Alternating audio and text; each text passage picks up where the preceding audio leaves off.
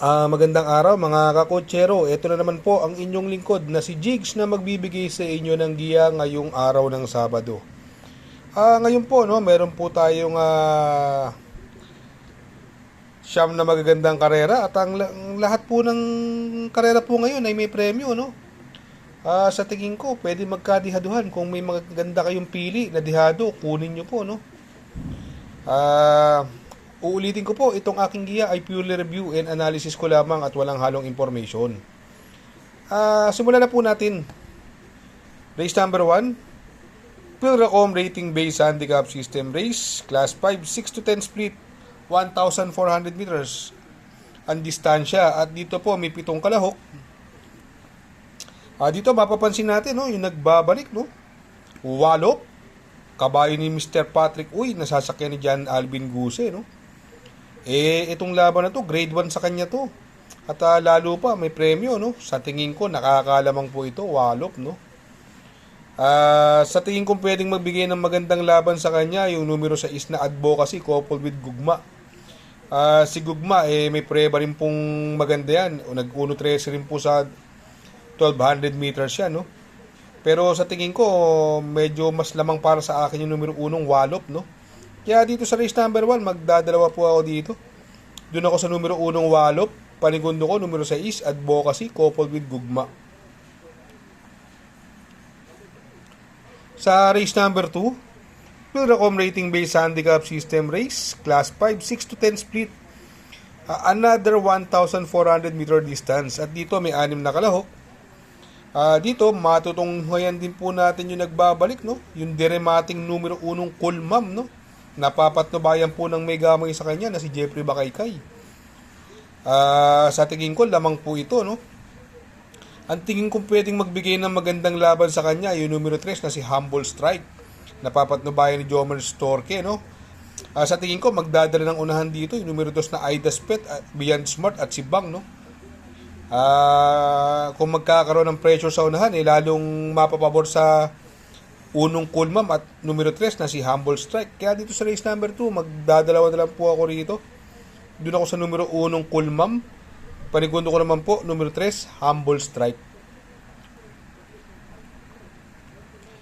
Sa race number 3, Pilracom Rating Based Handicap System Race, Class 3, 40 to 46, 47 to 53 merge. Another 1,400 meter distance at may 7 kalahok. Dito po, no, makikita natin dito, no, yung tumakbo ng dalawang malaking karera ng Presidential Gold Cup, no, numero 5, Jungkook. Sa tingin ko, siya ang horse to beat dito, no. Papatnubayan pa rin ng may gamay sa kanya na si Mark Alvarez, no. Sa tingin ko, siya po ang nakakalamang sa grupong ito, no, Jungkook. Ang tingin ko naman pwedeng magbigay ng magandang laban dito, no. Although tinalo niya sa datingan to, yung numero 4 Sophisticated, no, gamay na gamay po ni Claro Espara yan. Sa tingin ko, magdadala ng unahan dyan si Bid for Fame na galing sa panalo, no? Baka mag-aumento po yan, no? Ang pwedeng magbigay ng pressure sa kanya si Sky Story at Euroclydon. Kaya dito, possible mapabor doon sa mga deremate, no? Kaya ang pili ko po dyan, doon ako sa numero 5, Jungkook. Panigundo ko naman po, numero 4, Sophisticated. Sa race number 4, MMTCI Piltobo Special Trophy Race. Distance is another 1,400 meters at dito po may 5 kalahok. Dito po, no, wala akong nakikita ibang matulin dito bukod sa numero 2 na si Red Queen, no. Palagay ko nung karera, mukhang ginawan na ng paraan tong Red Queen, no. Hindi maganda larga nun, no.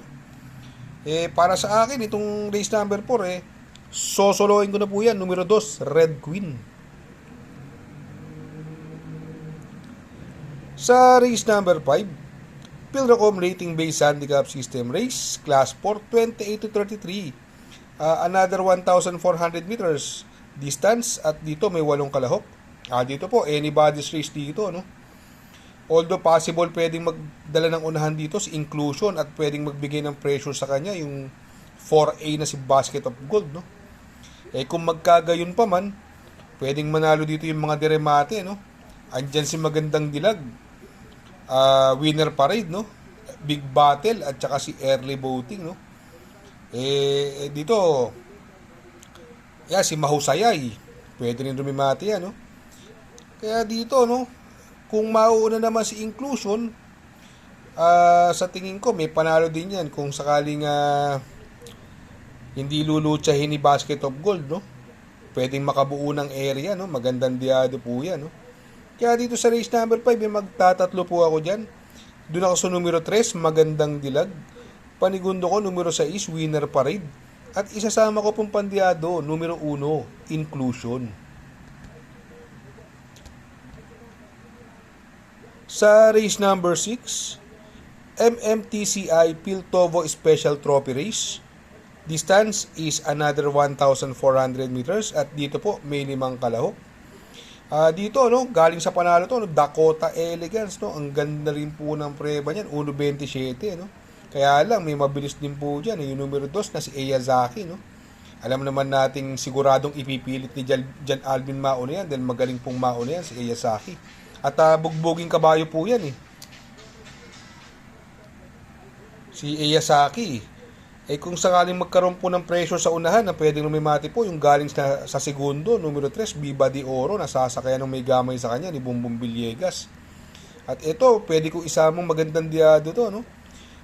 Dihado lang sa hinete, pero may panalo po yan, no? Ang galing po ng maiden na panalo niyan, nung numero 4 Skydance. Mas impresibo ang maiden yan kumpara kay Viva de Oro. Kaya dito sa race number 6, magtatatlo po ako dyan. Doon ako sa numero 2, Eyazaki. Panigundo ko, numero 3, Viva de Oro. At isasama ko pang pandiado, numero 4, Skydance. Sa race number 7, Pilracom Rating Based Handicap System Race, Class 4, 16 to 21. 1,400 meters is the journey. At dito po, may 12 kalahok. Another anybody's race, no? Etong upscale bell, nagpakitang gilas na nakaraan to, no? Sinunod lang nakaraan to, upscale bell, no? Pero nasigundo po siya ron, no? Sa tingin ko, mag-uumento po yan, no? Mukhang nagamaya ni Christian Garganta yan, no? Although magdadala ng unahan dyan si Bukawi Rivertown, pero susundan lang ni upscale bell yan, no? Etong si Lemon Bell, hindi masyadong maganda tinakbo nakaraan, although sa tingin ko, medyo lumakas na laban niya rito, no? Si Karing Melody naman, sa tingin ko, ito malalyamado yan. Yan ang horse to beat, no? Nasa papatnubay ni RC Tabor, no? Golden Sunrise, ito po, mababa sa laban. Kaya lang, medyo hindi magaganda tinatakbo niyan, eh. Si Modern Bird naman, napupunto sa kay ni Bumbong Villegas, no? At itong si Isla Puting Bato, ito, lamado nung karera to, no? Walang tinakbo, no? Sa tingin ko, mukhang walang karga yun nung karera, no? Pwedeng makachamban diado yan, no? Pero para sa akin, itong race number 7, magtatatlo po ako dito. Doon ako sa numero 5, Karing Melody. Panigundo ko, numero 6, Golden Sunrise. At isasama ko pong pandiado, numero 1, Upscale Bell. Sa race number 8, penultimate race, MMTCI Piltovo Special Trophy Race. Distance is another 1,400 meters at dito po may 5 kalahok.